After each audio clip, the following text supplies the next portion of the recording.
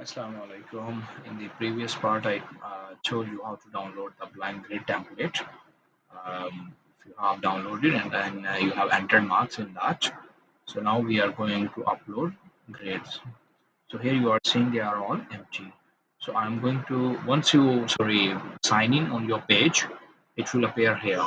You click on the term grades. Once you click on term grades, so these tabs helps you to go into different classes. So I have opened on 12C. So I will say upload grade. So I will select the class which I want to upload. Let's say is this one too. Then I will say the class 12C. I will say upload file.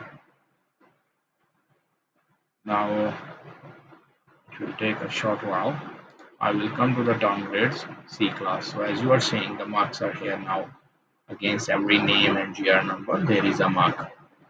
So this is how we are uploading the marks. Before it was all empty. Now there are marks against their names.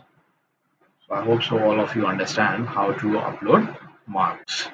So same marks, if you want to export them, like which you have just downloaded, like uploaded to this file, from this option here, you can export them and save them in your file.